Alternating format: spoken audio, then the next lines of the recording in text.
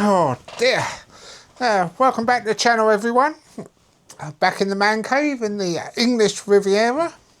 New year, new season, new me, all that old ball.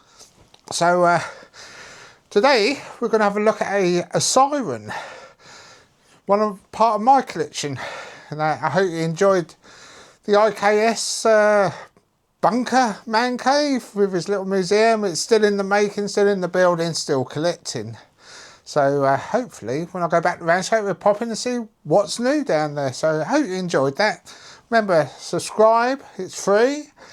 Thumbs up, give the videos thumbs up, it will help me out. And also hit that notification bell. Right, so today we're going to look at I've got my notes just over there. Now this siren I've got is 7 inches wide, 9 inches high. But it would have been used probably in quarries and things. It also had another use as a Cold War attack warning siren. Probably found in a village, something like that. Probably like a video I saw down at IKS's, you know, man in the pub, he's got the old thing in the corner.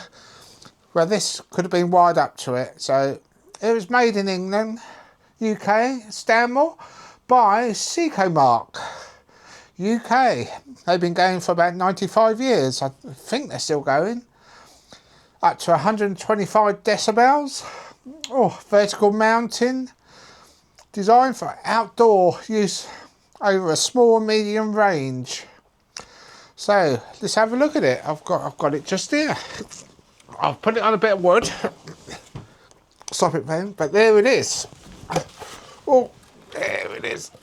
As you can see. There's all the info there. That's how it's meant to be vertically mounted. It's all aluminium casting. Got 8 fins on it. 8 holes, you know, the usual thing. Oh, they can see it better. And yeah, at the end of the video, because it's only a short one this, because I was going to do some other videos, but the weather's a bit horrible today, so I thought let's have a little rummage in the shed, do a few bits and bobs. Then later on we can get back doing some machines. Some of the Japs. I was hoping to get the generator Jap 55 off its display cart and get it in here, and that so I can work on it. Anyway, let's get back to this.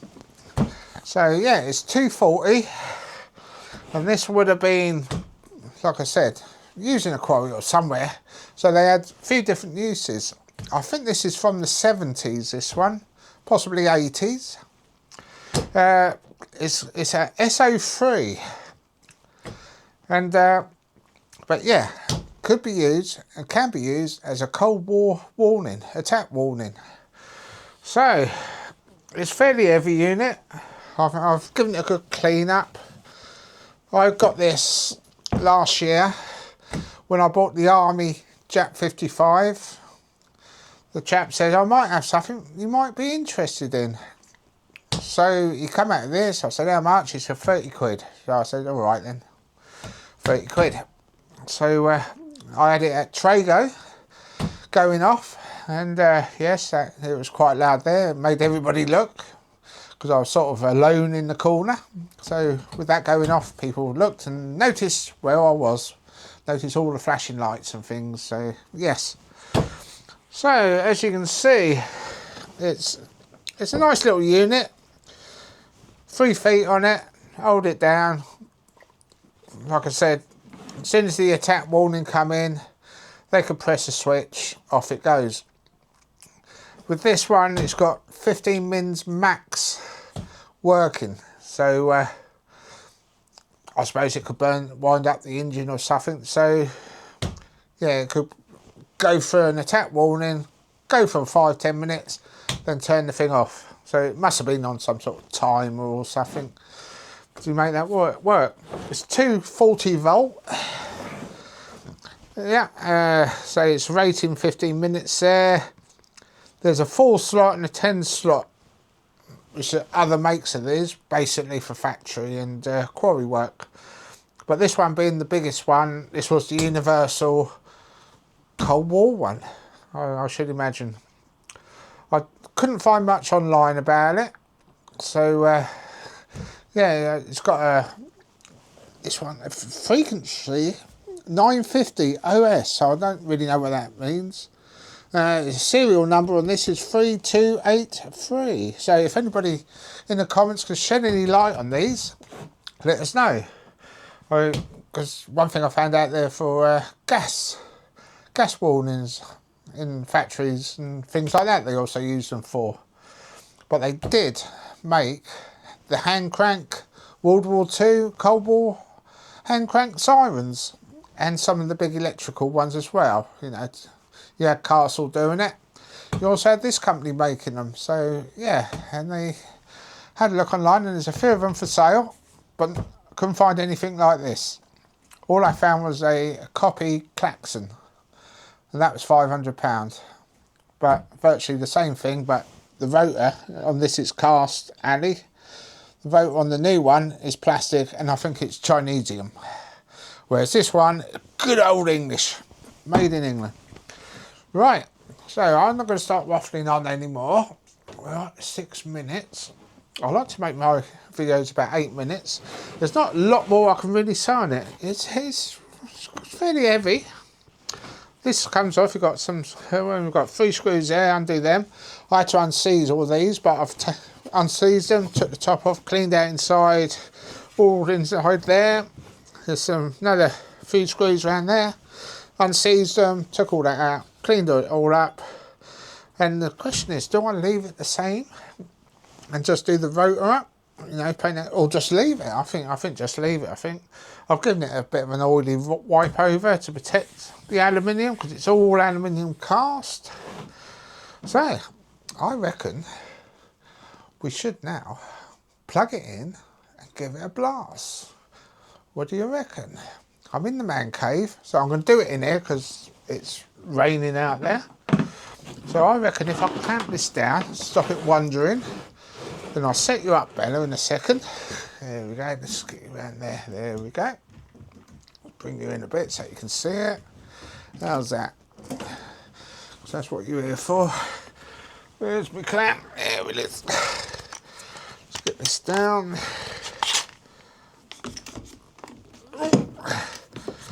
Right, we are ready to give it a go. I want to say thank you for everyone who's watching and subscribe to the channel. If you're not subscribed, subscribe. Never know what you're going to find on this channel. I might even teach you something. Who knows? Or you could even teach me something. So, it came with this plug, so I've got this plug. I have electric. So, if you're ready, let's plug her in. See how she goes. Here we go. 1, 2. What's up with this now? 3. Oh God, the plugs. Oh, there we go.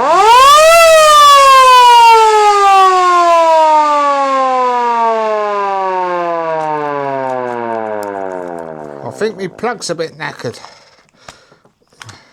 What's up with this? It's tight.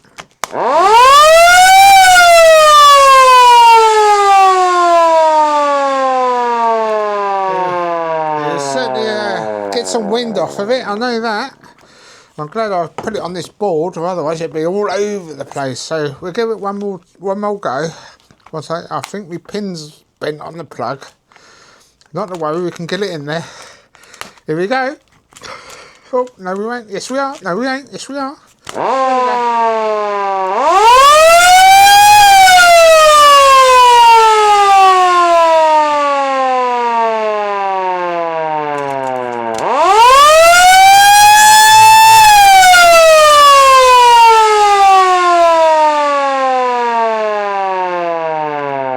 So yes, this is a Secomak SO3 attack warning. So here I can.